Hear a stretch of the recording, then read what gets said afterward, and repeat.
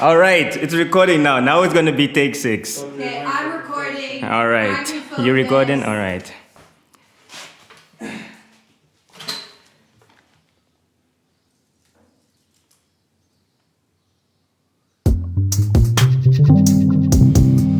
Yeah, yeah,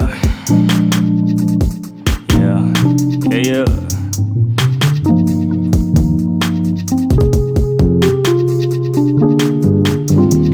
I close my eyes and I know that I just drink too much. I live a lie as I watch my life as I drink too much. But it keeps me alive. It keeps me alive. I know it's not right, but it keeps me alive. Meditations, relaxations, what I'm drinking for. Medicating, I'm impatient, I can't think no more. Hesitating, preservations in my living core. Congregations, desperation for a savior. Don't you look up to me, don't you look up to me. Don't envy my honest, don't envy my honesty. Live on the lick, live on the lick. Die for me probably, die for me probably. Just cause I'm genuine doesn't mean that I'm not scared. Just cause you don't see pain doesn't mean that I don't care. What do you want from me? You want change I can't give you. Yes you care, I believe you, but your high horse I don't see you. My perception won't reach you. It takes time, I don't feel you. Who's your ventriloquist? Desperation versus inspiration. What's your addiction? Fuck your thinking, try to understand. Maybe I'm selfish. I close my eyes and I know that I just drink too much. I live a lie as I watch my life as I drink too much. But it keeps me alive. It keeps me alive. I know it's not right, but it keeps me alive. Yeah. This, I can't remember where I was at when I wrote this.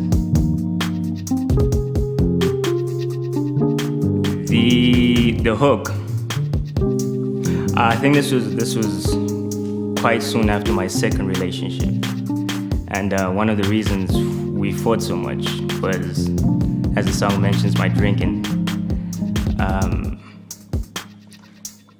The hook, it starts with I close my eyes, I know that I. So the idea is that I do know that I drink much more than the average person. Then the words that follow is I live a lie as I watch my life. So that second line is the idea of being so inebriated that you're the backseat driver of your own life. And let's look at the line here. Yeah, so but it keeps me alive. So that's that short-term way of dealing with very deep-seated stuff. And then the lines that start following. Medicating, I'm impatient, I can't think no more. So that's of course when you try and deal with your own emotions, obviously that goes through a process of reflection and thinking about your own emotions and stuff like that. But when a lot of stuff is, I don't want to say repressed, but ignored for so long, and it bubbles up quite often. And going on with the lines, don't you look up to me, don't envy my honesty. So a trait that I like to think I have is trying to be as honest as possible with what I say. But then the line that comes after that, don't envy my honesty, is because that honesty sometimes comes with a lack of cushioning, so it can be a bit mean sometimes. Often not intended, sometimes very much aware of what I'm doing. So the line is, don't envy my honesty. I've had a couple of people who have said, I really like you because you're a genuine person. And I've been in situations where I've said out loud what I was thinking, and it's made friendships and relationships very difficult. So that's that line, don't envy my honesty. The following lines, just because I'm genuine doesn't mean that I'm not scared. Just because you don't see pain doesn't mean that I don't care. That first line, I don't remember my intent behind that line.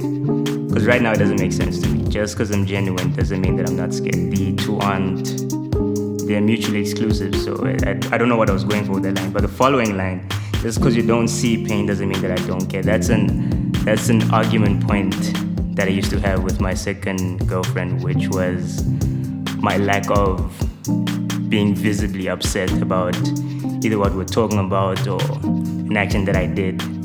And it's not that for me, I feel like it's not intentional.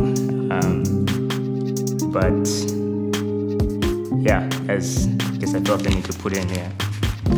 And then the following lines is this book. Following lines, what do you want from me? You want change I can't give you. Yes, you care, I believe you. So that's the drinking aspect of it again. I think we only dated for less than a year. It was a couple months on and off. That's a lot of change to be asking for in for something that grew up with trauma in childhood and drinking. Drinking started at an early age. So that change that she wanted, she was right to ask for it, but unreasonable with the time. And that's the lines, yes, you care, I believe you, but your high horse, I don't see you. My perception won't reach you. Then the lines, who's your ventriloquist? Desperation versus inspiration. So that line, who's your ventriloquist, is, there were times I'd be arguing with her, and I'd be like, I would know the words she's saying, they're not coming from her. Those are words I can hear her friends saying through her to tell to me. So the lines are, who's your ventriloquist? Who's telling you to say these things? And then, what's your addiction? Fuck your thinking. Try to understand. Maybe I'm selfish.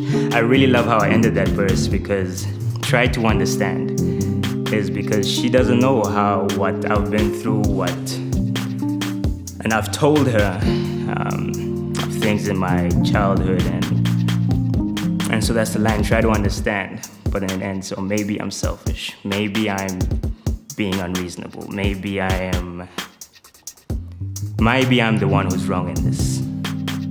So I love that line very much. But yeah, drunk.